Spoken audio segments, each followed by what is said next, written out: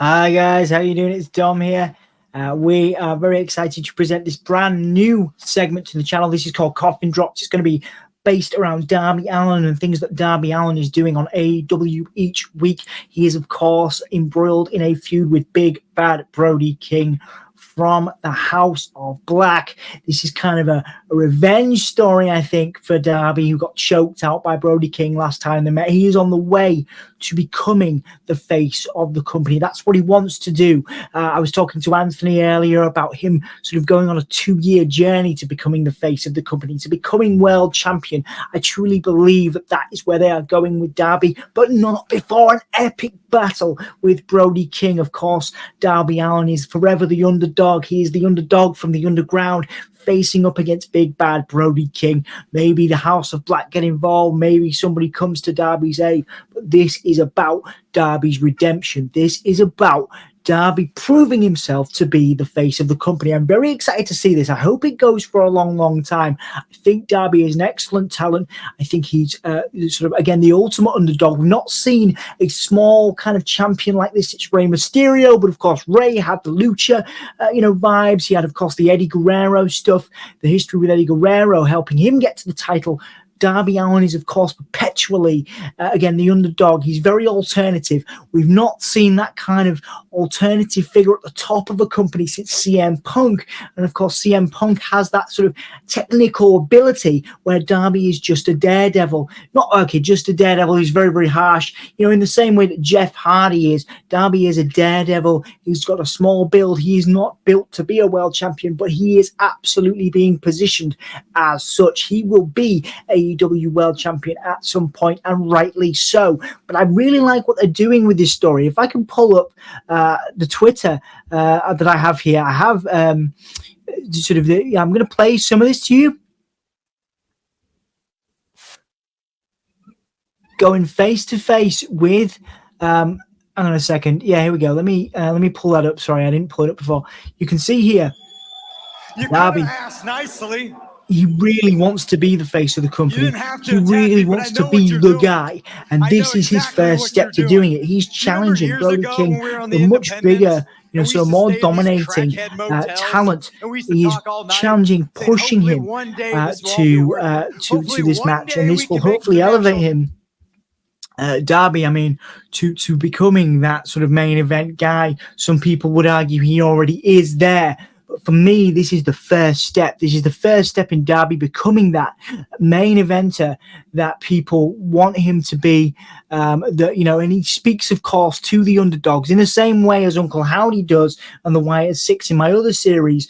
Darby Allin speaks to the underdogs. He speaks to the alternative kids. The goths like me love Darby, and we've not had a goth champion, a darker, kind of more alternative champion, like a world champion for a very long time, if ever, I would argue. I'm trying to think of the last time that happened. Maybe Bray Wyatt was the last time that happened, where an alternative figure from an alternative culture was positioned in such a way. And if I bring this back up, you can really see Darby, kind of trying to position himself.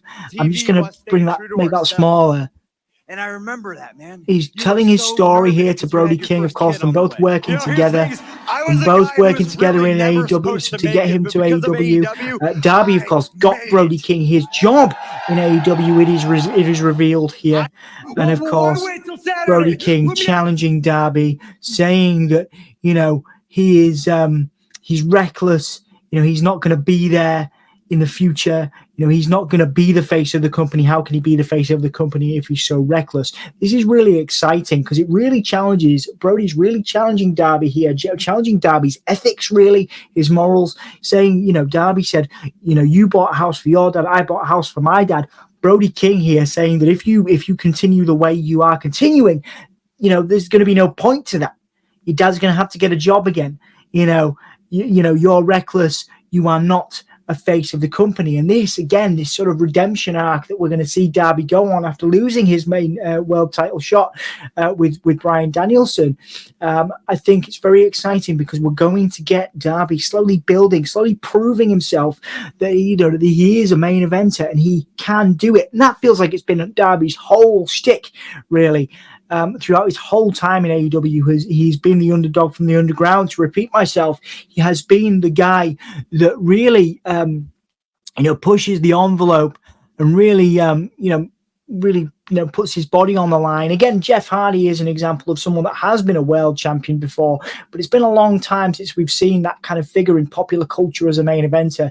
And I think Darby is going to get to that, but it's going to take some time. This is going to be a slow burn. This is going to be a long climb for Darby Allin to get to the world title. But when it does, it is going to pay off, and the underdogs are going to love it. The Goths are going to love it.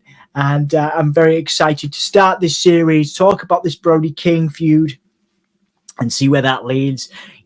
Darby, I think, is an exceptional talent. He speaks to a lot of people inspired by Darby, his frame, his style. And I think while he is very reckless, I think he has a great mind for the business. And I think I think he sees his value. He knows his value. And I think this whole dynamic between him and Brody King is the perfect way to kick off Darby's ascent to the top of AEW. Thank you guys for watching this. This is going to be sort of a weekly review thing where I review what Darby does on AEW as much as I possibly can do. Like I say, I'm going to follow the story on what we're going to call Coffin Drops, and I hope you enjoy it. And thank you so much for watching this. I really appreciate it. And I will see you guys next time. Oh yeah.